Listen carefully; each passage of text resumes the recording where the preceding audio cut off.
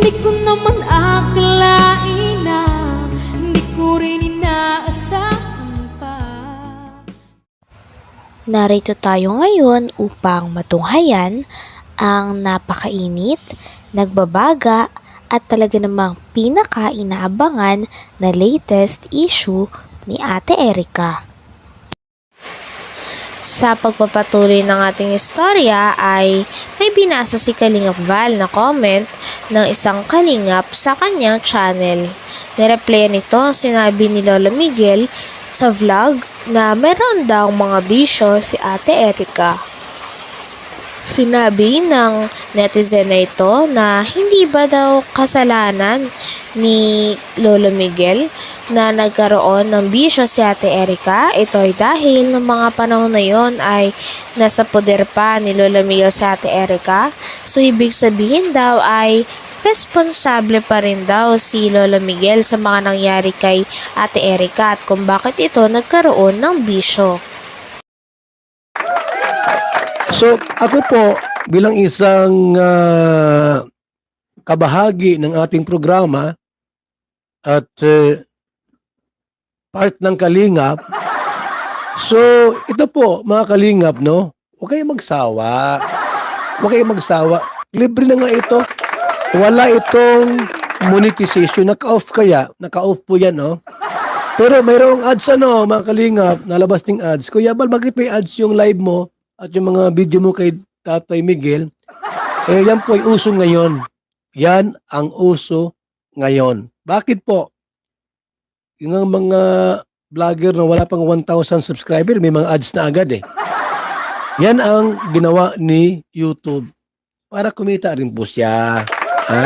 Ako po, okay lang sa akin na walang kita. May palipad naman eh. May palipad naman. Ito mga Kalingap po, mga kaibigan, merong na-post dito si Miss Tunyakaw. Di ko na sabing iini. Sabi ni Bupil, Genie raw. Ito mga Kalingap, mga kaibigan, no? Sabi ni Miss Tunyakaw, sagutin ko pala yung sinabi mo na nagbisyo si Erica, Lolo Miguel. Ano?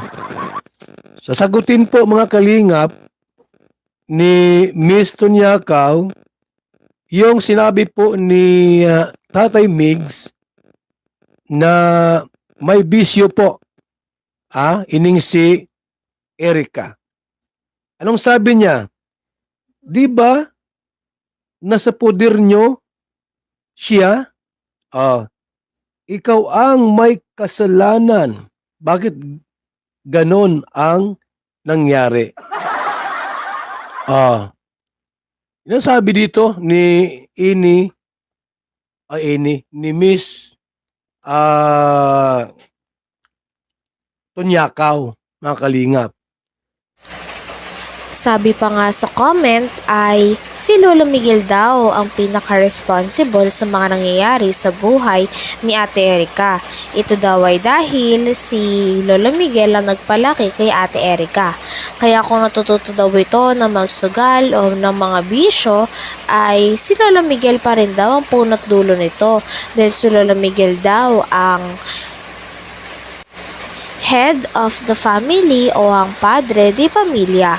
Kaya siya pa rin daw ang malalagot at siya pa rin ang may kasalanan kung bakit natuto ng mga ganitong gawain si Ate Erica. Dapat daw ay sinaway niya si Ate Erica nung nalaman niya na may mga ganitong nangyayari. Ni Miss Tunyakaw, mga Kalingap. Si Tatay Mix daw po ang mas may alam o mayroong kasalanan kung bakit nangyari po ang mga bagay na ito. Na sila po ay nag-aaway-away na. And kung matino kang lolo, sabi po niya, hindi ako sinaway mo kasi nasa poder mo yan. Sana sinaway mo na at nasa poder mo yan. pinabayaan mo sila, ikaw yung matanda at ako nga, sabi niya, ako nga. O sabi niya, ako nga. Mga kapatid ko, napagsasabihan ko naman ng tama. Alam niyo po, ikaw ang head of the family. Yan. But you don't know how to handle your family.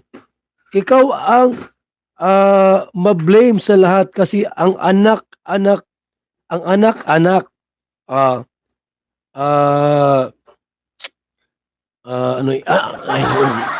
anong sabi mo?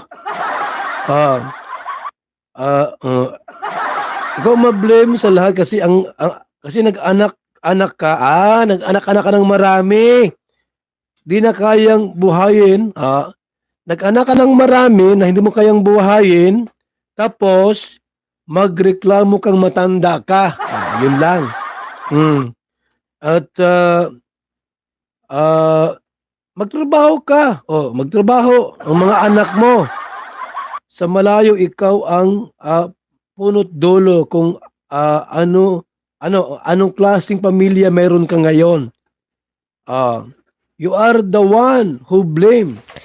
Talagang dinidiin nga ng isang fan ang sisi kay Lola Miguel. Si Lola Miguel kasi ang nagpalaki kay Ate Erica at sa kanyang kapatid na si Ate Sheila May simula bata pa lang sila. Bata pa nga lang daw sila, hinahatid na sila ni Lola Miguel sa kanilang eskwelahan. Ito din ang papakain sa kanila, gumagastos sa kanilang mga gastusin at ito rin ang sumusuporta sa kanilang mga pangarap. Ngunit dahil nga sa hindi kaaya-ayang nangyari sa paglaki ni Ate Erica ay nagbago ang ugali nito at iniwan niya sila Lola Miguel nung nagkaroon na sila ng pera ng kanyang kapatid. Ngunit sabi nga ng isang fan ay kasalanan pa rin daw lahat ito ni Lola Miguel. Sa kaguluhang ito.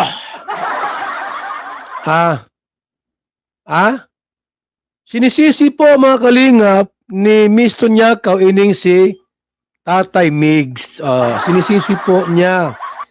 At kailangan mo ungkatin ang nakaraan nyo. Ikaw din ang sasama, mapasama. Ikaw rin ang mapasama.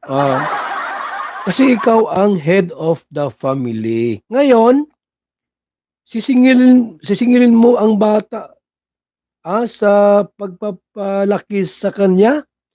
Kasalanan ba nila? Hindi! Kasalanan mo yan.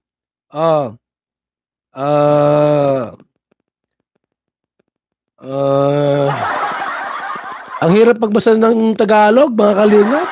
Sanay ako sa English ay. Ito po, mga kalingap, ang sabi po ni Miss Tunyakaw, lahat ng nangyari sa pamilya mo, Lolo Megs, ikaw ang mayroong kasalanan. Bakit daw po? Isa po ang head of the family, mga kalingap. Ikaw ang lolo, ang nakakatanda. Ano man mangyari sa pamilya mo, huwag mong i-blame sa iba. Sisihin mo ang sarili mo. May tama po, may tama ano? May tama si Miss Tunyakaw. Sisihin mo ang sarili mo, huwag si Erica at si May. May tama ba? May tama din po ano? Kasi nga lumalabas kasi mga kalingap na parabagang ang may kasalanan ay itong mga apo niya at yung anak niya, mga kalingap.